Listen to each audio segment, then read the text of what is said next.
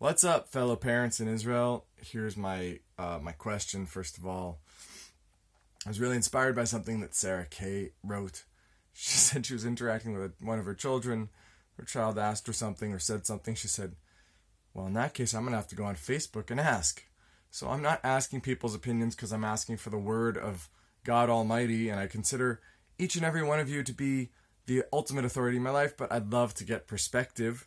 So that's why I'm turning the questions out here. I feel like there's never such thing as too much perspective. I mean, obviously decisions need to be made, and between parents, that's where they really need to be made. Hashem help us with that, with all our decisions and our co-parenting.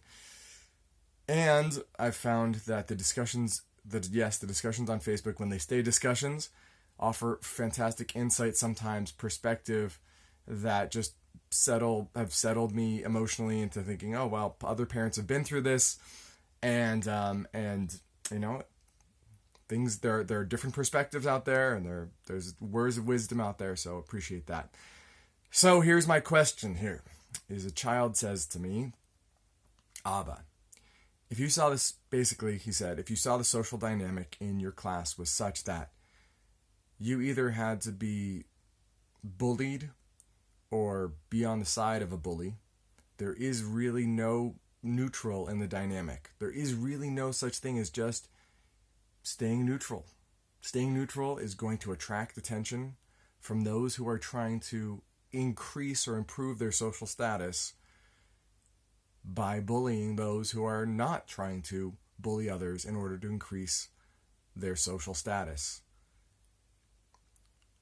What do you say to that? How do you answer that? How do you address that? Yeah, reflecting back, that's the first thing I did, kind of. I empathized. That sounds really tough. I said it's really upon us to, of course, to have good midot. Bullying is never okay. Okay, now, given that I've had a childhood, we've all had our childhoods, and we're pretty familiar with what that looks like, what he's describing, or at least that's his perspective. What else is possible to say to such a child? I know you're all going to say, what age? And I'm trying not to get too descript, but we're talking about a 9th grade boy. Now you're going to say, well, what miscarriage? What kind of school framework are we talking about? Leave that one alone. And I don't know if we have to go into boys versus girls, if their experience is so different. I don't know if we have to go there. The thing that I think I would like to advise and give over is just for him to be with his experience of his perception of the situation. Because that's what it is. That is that child's perception of the situation. And at the same time, I tended to perceive things that way also, in terms of like that there's a pecking order going on here, and seeing how quickly statuses can change. And when I mean status, I don't really know what I mean, because now that I'm an adult, what does that mean, social status, As opposed to as a teen, an early teen, social status meant so much. What people think of me meant so much to me. How I look in their eyes.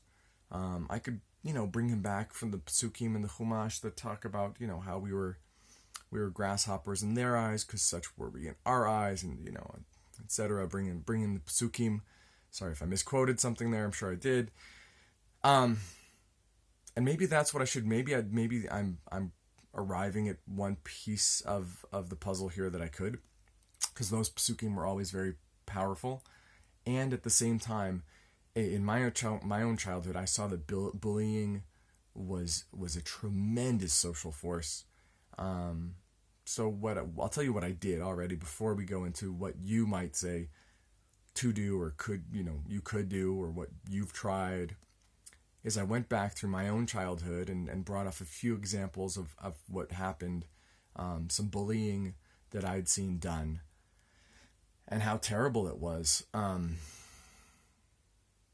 Obviously, like a child who's bullied too much, especially if it's a sensitive child, it can lead to the worst disastrous effects imaginable.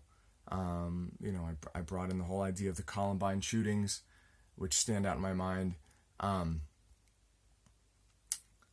What was aroused in me was a strong desire to get into classrooms, and bring an important piece of education, which is emotional awareness and emotional intelligence.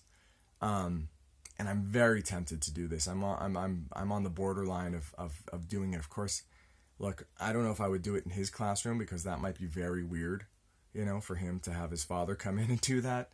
And of course, I'd have to get permission from the school and stuff like that, or I could just open up some incentive for kids to participate. I don't know, buy them all ice cream, or whoever does, or some fun activity. Which I'm tempted to do on the side, but part of me goes, I want every kid to get this message. And I know that's a fantasy, because not every kid who goes to a workshop or a presentation is going to get a message. And they're certainly going to take home the message that they take home. It's not easy. I guess that's the first thing I need to say to him, and to really realize for myself that our teenagers are going through a phase that's not easy. And I'd say especially, and this particular to Israel, because of Gius, because of the being drafted, and I made Aliyah after the age of draft, but from what I understand, the army experience is very intense, and it's a toughening experience, but it's a toughening, and it can be a toughening in a very, very scary way. Very harsh way. And I think that probably, especially boys already starting at age 14, are somehow emotionally preparing themselves and hearing pretty scary stories about what it's like to be a soldier. And preparing themselves to be tough. Maybe by shutting down parts of their emotions. Anyways, this has been a little bit of a ramble, which I tend to do to just explore different options. But I'm very open to hearing other people, what you've done, what you could imagine doing, what you'd say do not do. I'm even open to that. I don't take people's advice on Facebook as the ultimate authority in my life and my relationships, but I do value some of the great perspectives and experiences that people have shared. Thanks for listening. Thanks for sharing. You can comment. You do not need to comment in video. You're welcome to comment in text. Thanks.